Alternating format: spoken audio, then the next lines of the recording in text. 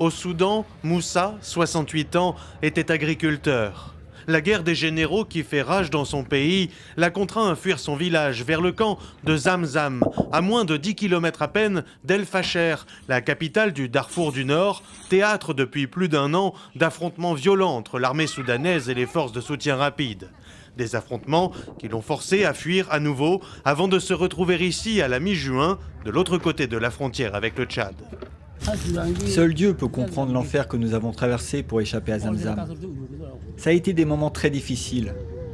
Nous avons dû nous cacher pendant 3 jours à cause des combats intenses et de la guerre tout autour de nous.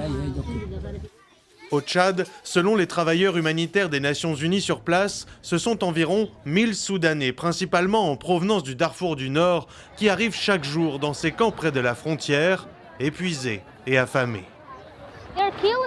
Ils tuent des gens sous nos yeux. Ils nous font du mal. Je ne sais pas pour les autres, mais moi, je n'y retournerai jamais. Les gens au Tchad nous ont accueillis.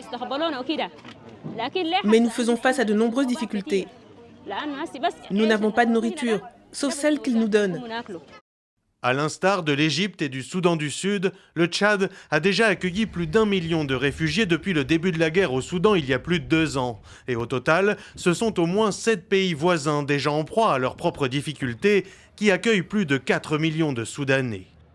Une situation que les agences onusiennes sur place, comme le Programme alimentaire mondial, ont bien du mal à gérer faute de financement suffisant. Le conflit au Soudan est une crise humanitaire régionale. Plus de 4 millions de personnes ont fui à travers les frontières vers au moins 7 pays de la région. Les opérations du PAM dans tous ces pays sont gravement sous-financées.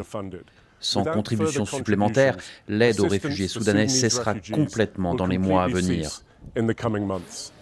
Pour maintenir ces opérations, le Programme alimentaire mondial affirme avoir besoin de 775 millions de dollars, 200 millions pour l'aide aux réfugiés dans les pays voisins et 575 millions pour ses interventions à l'intérieur du Soudan.